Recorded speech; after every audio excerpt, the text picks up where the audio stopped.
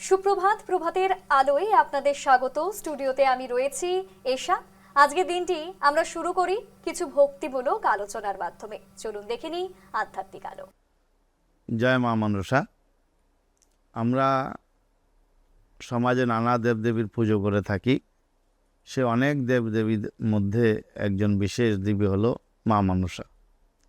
মা মনসা হলেন শিবকন্যা এবং শিবের মেয়ে। এই মা মনসার উৎপত্তিস্থল হলো পূর্ববঙ্গে তিতাস নদীর পাড়ে চাঁদ সদাগর, যিনি ছিলেন রাজা, তৎকালীন সময়কার জমিদার, ওনার মাধ্যমে পূজিত হওয়ার জন্য উনি যথেষ্ট চেষ্টা করেছেন। যে কোনো দেবী এবং দেবতার পুজো সেই সময়কালে যদি রাজা দ্বারা অথবা জমিদার দ্বারা পূজিত না হতো, তাহলে সেই দেবী এবং দেবতা প্রতিষ্ঠিত হতে পারত না। তাই এই কলির যুগের প্রথম অবস্থায় এক প্রমাণ উঠে এলো, যেটা সত্য যুগের ঘটনা ঘটেছিল, সেটা কলির যুগের প্রথম অবস্থায় উঠে এলো, যেটা অখণ্ড ভারতবর্ষের এক অংশ ছিল। এটা আজকের সময়ে পূর্ববঙ্গ বলা হয়, মানে বাংলাদেশ, যেখানে চাঁদ সদাগরের রাজ্য ছিল। সেই রাজার সময়কালে মনসা দেবী পূজা শুরু হয়েছে। মনসা দেবী হলো আমাদের নাগের দেবী। পূর্বেই অষ্টনাগ রয়েছে, বাসুকী নাগ, অনন্ত নাগ আদি অষ্টনাগ রয়েছে, এবং সত্যযুগ থেকে আমরা নানা প্রকার যে পুজো করি, বিভিন্ন প্রকারের পুজোর মধ্যে আমাদের নাগ পুজো বিশেষ, এবং নাগেই সৃষ্টির শুরু থেকে আমাদেরকে ধরে রেখেছেন। এই যে ধরিত্রী, যে বসুন্ধরা, এটা বাসুকী নাগের মস্তকে বিরাজমান রয়েছে। তাই সেই নাগ আমাদের আদি, নাগ থেকেই আমাদের শুরু। সেই নাগের অধিষ্ঠাত্রী দেবী হলেন মা মনসা। শিবের আশীর্বাদে সে অধিষ্ঠাত্রী হলেন। কিন্তু এই শিবের পিতা, শিবের যে ভক্ত চাঁদ সদাগর, সে মনসার পুজো করবেন না, এটা হলো ওনার মনের মানসিকতা। কেননা যে পিতার পুজো করেন সে কন্যার পূজা করবেন না। কিন্তু যদি সেই চাঁদ সদাগর মনসার পুজো করেন, তাহলে শিবের কোনো অসুবিধা নেই, শিবের কোনো রকম ভক্তের প্রতি কোনো দ্বিধা নেই। কিন্তু তার মনে ধারণা যে আমি যদি মনসার পুজো করি, তাহলে শিবের প্রতি যে আমার একনিষ্ঠ ভক্তি, সেটা নষ্ট হতে পারে, তাতে আঙুল উঠতে পারে, তাতে দাগ লাগতে পারে, তাতে আমি শিবের ভক্তি থেকে বঞ্চিত হতে পারি, শিবের করুণা এবং কৃপার থেকে অচ্যুত হতে পারি। সেই জন্য সেই ভাবনা ভেবে উনি মনসাকে পুজো করবেন না, এই সিদ্ধান্ত অটল হইলেন। কিন্তু দেখা যাচ্ছে মা মনসা নিজে পূজিত হওয়ার জন্য তার পরীক্ষা নিতে নিতে এমন পরীক্ষা নিলেন, চাঁদ সদাগর যখন জাহাজে করে ব্যবসায় বেরোলেন এক রাজ্য থেকে আরেক রাজ্যে, জলপথে জলমার্গে ওনার জাহাজ ডুবিয়ে দিলেন। তারপরেও চাঁদ সদাগর মানলেন না। ওনার রাজ্যে আকাল করে দিলেন, তারপরেও মানছেন না। এই নানা প্রকারের পরীক্ষা করতে করতে করতে করতে শেষ মুহূর্তে ওনার পুত্র লক্ষিন্দরকে সাপ দ্বারা বাসর রাত্রে বাসর ঘরে দংশন করে মারলেন। এবং সেই লক্ষিন্দরকে বাসিয়েছেন আমাদের বিহুলা সুন্দরী। সেই বিহুলা সুন্দরী সতীত্বের এত প্রমাণ ছিল, এত প্রভাব ছিল, যে লোহার ডালকে সিদ্ধ করে গলিয়ে দিয়েছিলেন, এবং সেই মরে যাওয়া স্বামীকে স্বর্গে নিয়ে নৃত্য করে দেবতাদেরকে প্রসন্নিত করে দেবতাদের আশীর্বাদে বরদানে আবার সেই স্বামীকে বাঁচিয়ে এনেছিলেন।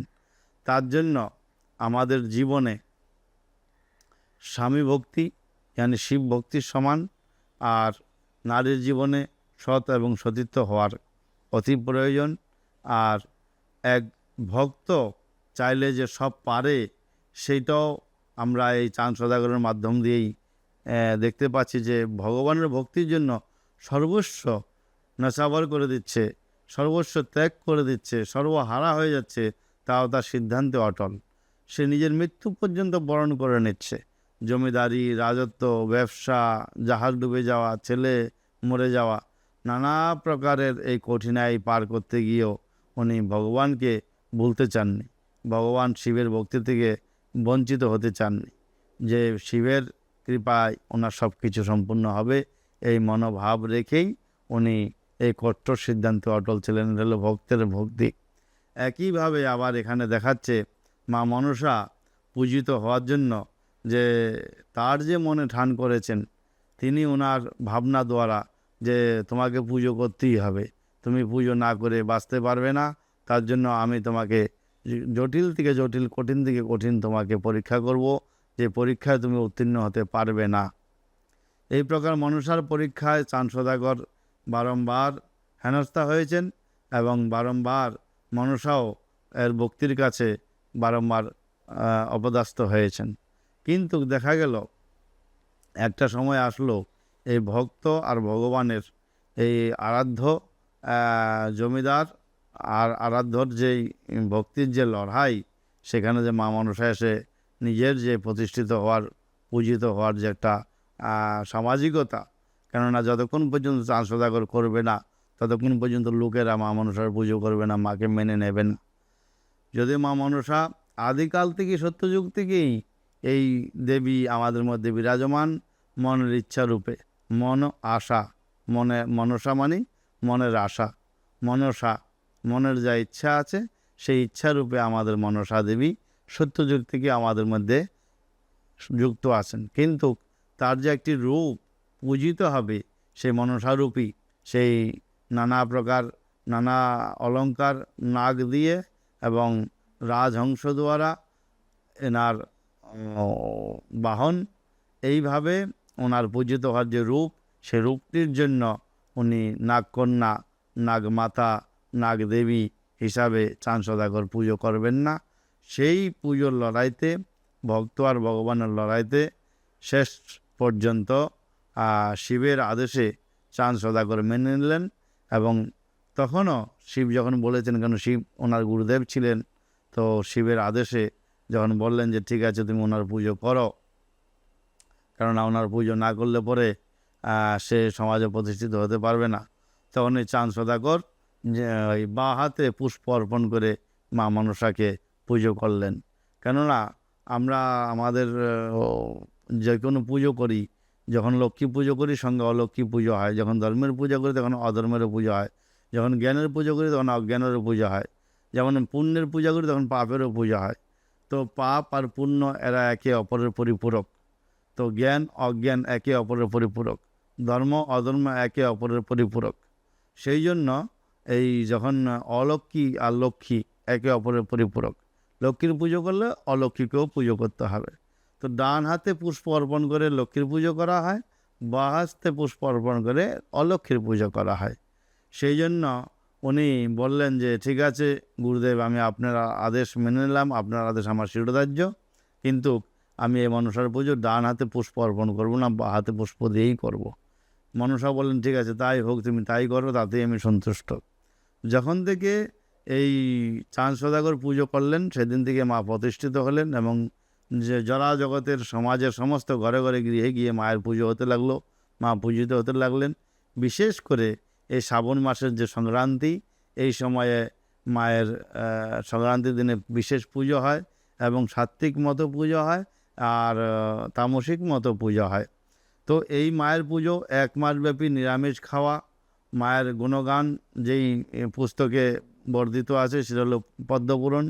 সেই পদ্মপাতায় মায়ের জন্ম হয়েছে, তাই এই পদ্মপুরাণ যদি 1 মাস পড়া হয়, নিরামিষ খেয়ে মাকে আরাধনা করা হয়, তাহলে মায়ের কৃপা বর্ষণ সেই পরিবার, সেই গৃহে এবং সেই ব্যক্তির উপরে হয়, আর মায়ের কৃপাতে তারা জীবনধন্য হয়। কথোপকথনে আছে যে যদি মায়ের কৃপা হয় কোনোদিন সাপে কাটবে না এবং তাদের বংশক্রমে বিষক্রিয়া কোনোদিন কাজ করবে না। তার জন্যেই এই আসাম তথা পশ্চিমবঙ্গ এবং পূর্ববঙ্গে ক্ষেত আর জলাশয় বেশি আর অত্যাধিক সাপের আনাগোনা। সেই সমস্ত সাপ থেকে বাঁচার জন্য, সাপের উপদ্রব থেকে বাঁচার জন্য মনসার পুজো করলে পরে সেই সাপ থেকে বাঁচা যায়, বিষক্রিয়া থেকে বাঁচা যায়, অশুভ অপমৃত্যু থেকে বাঁচা যায়। সেই জন্য মানুষ সমাজ মনসা পুজো বিশেষ করে করে।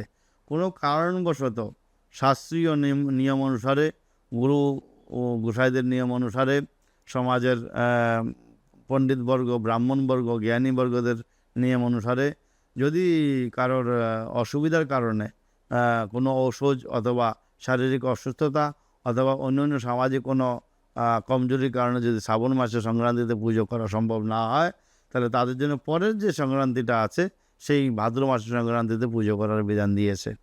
তাই এটা আমাদের পশ্চিমবঙ্গেও খুব বৈশিষ্ট্য আছে, পূর্ববঙ্গ খুব বৈশিষ্ট্য আছে, আসাম তথা ত্রিপুরাতেও এই পুজোর খুব বৈশিষ্ট্য আছে, ঘরে ঘরে পুজো হয়।